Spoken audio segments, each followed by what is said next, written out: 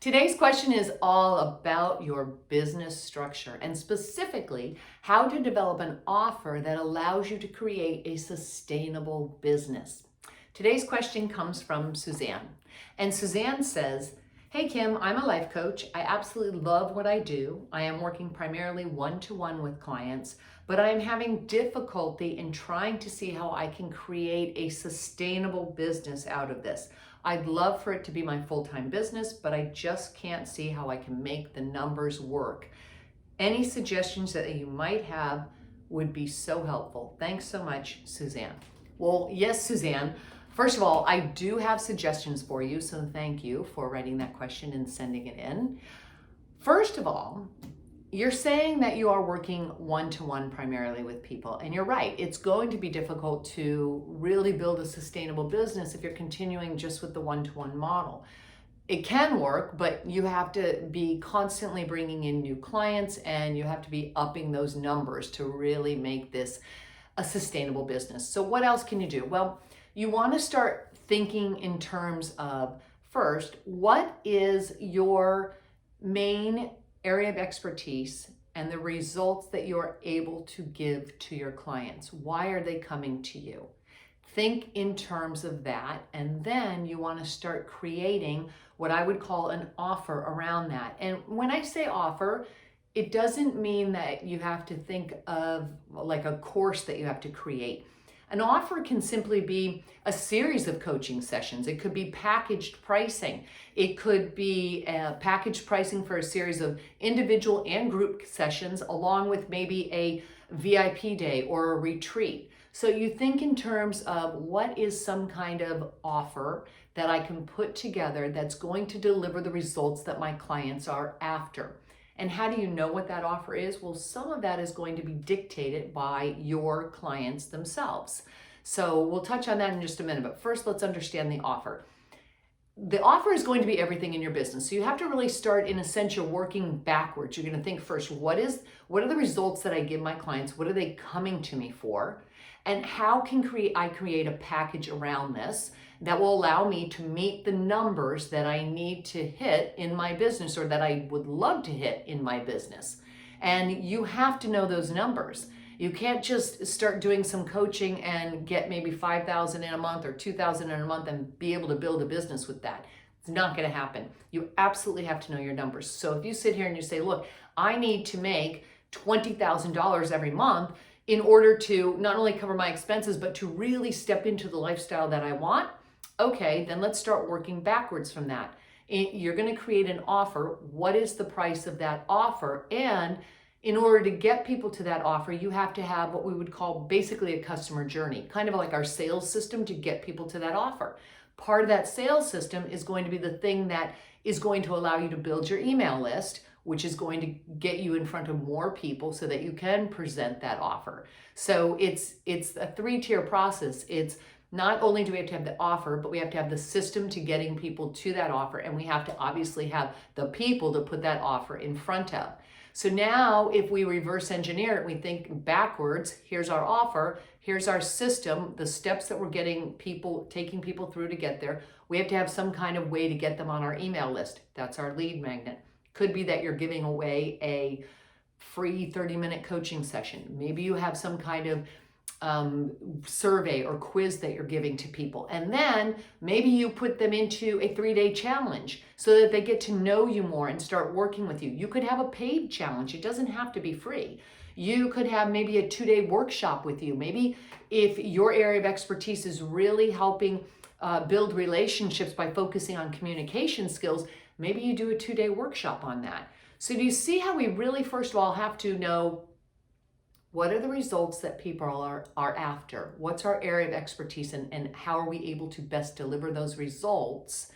Then we kind of create the big picture item and we work backwards and chunk it down from there, because that creates our system, right, to helping people get there. And that also allows us to create the thing that we're going to give in exchange for someone's email, our lead magnet, right? So this is all part of that system and getting them there. Now, when we start thinking about that offer and how we're going to create that offer, we want to look towards the people that we're serving first and foremost. What is it that they're asking for? What is it that they're really looking for? And what are the best ways in which we feel we can get them to that desired result? Is it going to be with one coaching session? Is it going to be with maybe a week-long retreat? Is it where you could do a series of maybe 3 months worth of coaching, individual coaching along with group coaching, and then maybe a 2-day mastermind type workshop or a retreat or a VIP day? Many different ways in which you can hit these numbers and create a package, but you have to know what the results are that they're after, what your area of expertise is, and what is the dollar that you're after as well. What do you need in your business? What's the monetary number that you need so that you can start to create those numbers and look or create the packages to reach those numbers? When you do that, you want to start looking in terms of what are maybe 3 to 5 ways in which I can hit the ideal number that I have to hit every single month. So let's say you want to hit $20,000 a month. Are you going to be putting a $1,000 program out to 20 people every single month? Well, if you don't have a large email list, or you're not really visible online, or you're not doing a lot of networking, you're going to really have to step up your game in order to get 20 people. But if you change that and you say, okay, I could do $2,000 to 10 people, and I'm showing up here and here, or maybe I'm doing a podcast, or I'm a regular guest at, other people's podcasts, or I'm doing live events, or I am a speaker out there, then it's going to become much more doable for you to hit either reaching 10 people or even those 20 people. So you kind of have to look at where you're at in your business and what your lifestyle is, and how much time do you have to really show up and do networking as well, because that's going to be important to building your business. And the other part of this is that if you look at those numbers and you say, okay, I could do 2,000 to 10 people to make 20,000. I could do 1,000 to 20 people to make that. I could do 500 to 40 people to make that. You have to sit with that for a moment and say, oh, what really feels good to you? Because if I say 2,000 to 10 people, are you going, oh, that's a lot. I don't know if I could do that. You want to pay attention to that.